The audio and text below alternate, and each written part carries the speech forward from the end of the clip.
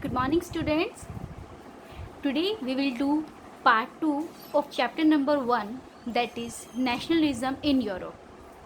In part 1 we have discussed about some important terms in which CBSE has asked the question many times, and after that we will discuss effects of French Revolution, and after that we discussed about Napoleon Bonaparte. Okay, what the changes he have done in France and what was the effect of those changes. About civil code, Napoleon code, we have also discussed about all these topics. So today our topic will be the making of nationalism. Okay, so let's start, students. Making of nationalism. As you all know that in mid 18th century there were no nation state in Europe. Because of in mid 18th century there are so many states, there are monarchies where different rulers rule in European countries. So they are called autocratic monarchies. In Eastern and in Central European parts also there are many autocratic rulers who ruled over European countries. So these peoples don't have any common identity, they don't have any common culture, they don't have any common languages. In fact, they all speak different languages in their different regions. As you can see the example here, there are a Habsburg empire.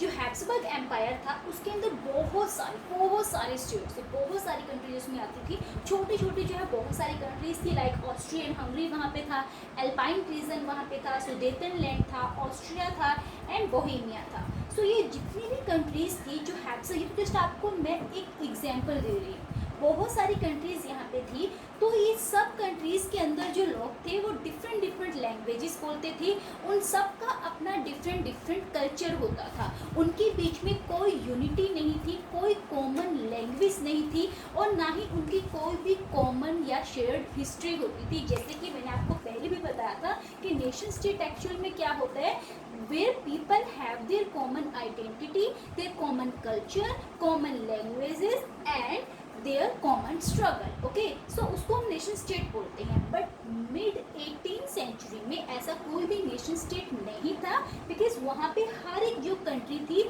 हर एक जो reason था, उनकी जो culture था, उनकी civilisation, उनकी history, सब कुछ अलग था. इनफैक्ट यहाँ के जो लोग थे वो वहाँ के किंग के रिगार्डिंग ज़्यादा जो है एक तरह ज़्यादा ओबीडियंट थे, वो अपने किंग के रिगार्डिंग ज़्यादा होमेज पे करते. तो उनकी आपस में जो यूनिटी थी ना वो बिल्कुल भी नहीं थी.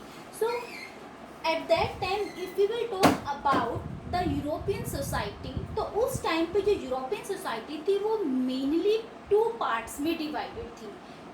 वैसे थर्ड पार्ट भी था, but we will discuss about that part further. So first of all we will discuss just about 2 parts of society जिसमें यूरोपियन सोसाइटी डिवाइड थी. फर्स्ट जो पार्ट था वो अरिस्टोक्रेसी का था और जो सेकंड पार्ट था वो पीजेंट्री का था. तो अरिस्टोक्रेसी और पीजेंट्री के बीच में डिफरेंस क्या है, ये बहुत ही इम्पोर्टेंट क्वेश्चन आता है. So first of all we will discuss about aristocracies. So aristocracies जो थे वो कौन थे, ठीक है. अरिस्टोक्रेसी कौन थे, where you can see some important characteristics of aristocracies. Aristocracies में मेनली क्या था, जो अरिस्टोक्रेसी थे वो कॉमन वे ऑफ लिविंग की तरह थे, मीन्स उनका जो वे ऑफ लिविंग था वो बिल्कुल कॉमन था. They have their own state and town houses in country side, जो विलेज साइड थी वहाँ पे उनके अपने घर होते थे, उनके जो है अपने खुद के स्टेट होते थे. वैसे वो डिप्लोमेटिक पर्पज से फ्रेंच लैंग्वेज बोलते थे और हाई सोसाइटी में रहते थे. एक्चुअल में जो अरिस्टोक्रेसी थे इनकी जो पॉपुलेशन थी वो माइनॉरिटी में थी, ये बहुत ज़्यादा नहीं थे, बट बिकॉज उनके अपने स्टेट थे, उनके पास अपनी खुद की प्रॉपर्टी होती थी और वो हाई सोसाइटी के साथ उनकी रिलेशनशिप थे। उनकी जो फैमिलीज थी they all are connected by the marriage ties. वो लोग मैरिज टाइज में जो है वो लोग सब इकट्ठा एक रहते थे, और वो जो थे सोशली और पॉलिटिकली काफ़ी ज़्यादा पावरफुल थे। यू कैन सी है कि जिसके पास पावर ज़्यादा होती है ऑटोमेटिकली वो भी रूल करता है। तो जो अरिस्टोक्रेसी थी वो माइनॉरिटी में थे, but because they have the maximum power, वो सोशली और पॉलिटिकली काफ़ी ज़्यादा पावरफुल थे। दैट्स वाई जो अरिस्टोक्रेसी थे वो रूल करते थे किसके ऊपर? जो पीजेंट्स थे, फार्मर्स थे, उनके ऊपर। सो पीजेंट्स जो थे वो क्या थे, उनकी क्या कैरेक्टरिस्टिक थी? सो जो पीजेंट्स थे वो मेजॉरिटी ऑफ पॉपुलेशन थी। ज़्यादातर जो पॉपुलेशन थी यूरोपियन कंट्रीज़ के अंदर वो पीजेंट्स की होती थी, और जो वेस्टर्न यूरोपियन स्टेट्स होते थे वहाँ पे मेनली जो स्मॉल ऑनर्स होते थे, टेनेंट्स होते थे, वो लोग रहते थे। यानी जिनके पास जो लैंड ऑफ पीस था वो काफ़ी ज़्यादा स्मॉल होता था, ये लोग अरिस्टोक्रेसी के अंडर रूल करते थे। और जो ईस्टर्न और सेंट्रल यूरोपियन पार्ट्स थे वहाँ पे सर्फ रहते थे। सर्फ क्या होता है? आप लोगों ने फ्यूडल सिस्टम के बारे में रीड किया था ना हम लोगों ने लास्ट वीडियो में। तो फ्यूडल सिस्टम में क्या था? जहाँ पे फार्मर्स के पास जो दूसरे जो लार्ज लैंड ओनर्स होते थे उनके पास जो थी फार्म या लैंड जो थी वो ज़्यादा होती थी, तो वो क्या करते थे? खुद वर्क नहीं करते थे, पीजेंट्स को वर्क करने के लिए अपने अंडर रखते थे। तो सर्फ एक्चुअल में वो ही वाला मीनिंग आ जाता है।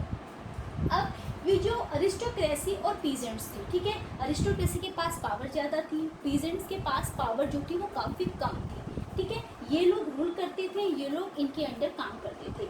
अब उसके बाद क्या होता है? एक बड़ा ही एक ड्रामेटिक जो है चेंज आता है, industrialisation. Industrialisation no doubt Britain में सबसे पहले आया था, बट कुछ सेंचुरी के बाद जो फ्रांस वगैरह थे वहाँ पे भी इंडस्ट्रियलाइजेशन जो था वो एंटर कर चुका था। अब इंडस्ट्रियलाइजेशन का जो इफेक्ट है वो यूरोपियन कंट्रीज़ पे क्या होता है?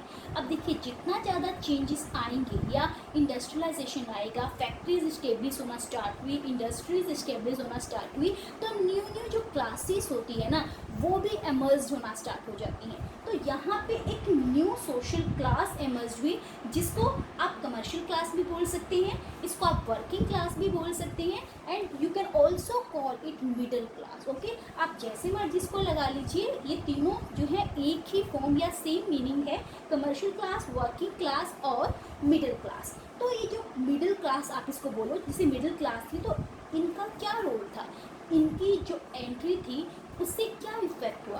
तो मेनली जो मिडिल क्लास थी ना उसके अंदर हमारे जितने भी इंडस्ट्रियलिस्ट होते थे, बिजनेसमैन थे, टीचर्स, डॉक्टर्स, लॉयर्स, यानी जितने भी एजुकेटेड पर्सन थे वो सब मिडिल क्लास में आते हैं।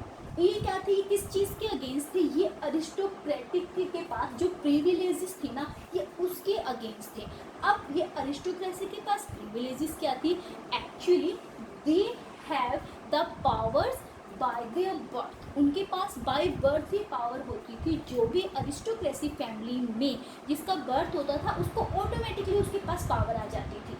तो जो मिडिल क्लास थे they were against the aristocratic privileges, वो उनके उसी प्रिविलेज या उसी पावर के अगेंस्ट थे। मिडिल क्लास चाहती थी कि जो पावर है वो बाय बर्थ नहीं होनी चाहिए, पावर जो है एक पर्सन की क्वालिटीज से होनी चाहिए। एक पर्सन के अंदर जितना ज़्यादा कैलिबर होगा, जितना ज़्यादा उसके अंदर इंटेलिजेंसी है या जिस चीज़ के वो लायक है उसको वो पावर मिलनी चाहिए। बाय बर्थ किसी को भी पावर नहीं मिलनी चाहिए। ये मिडिल क्लास के व्यूज थे। Secondly they became the force of unity and nationalism. जो मिडिल क्लास थे उन्होंने ही नेशनलिज्म की जो फीलिंग थी उसको आगे फॉरवर्ड किया। कैसे फॉरवर्ड किया? एक्चुअली जो पीजेंट्स थे, you all know that they have majority of population, but because they don't have any power, that's why जो पीजेंट्स थे वो उनके पास इतना ज़्यादा करेज नहीं था कि वो अरिस्टोक्रेसी के अगेंस्ट खड़े हो सके। तो जो मिडिल क्लास यहाँ पे जिसका एमरजेंस हुई, मिडिल क्लास जब आई तो उन्होंने पीजेंट्स को जो है मोटिवेट किया।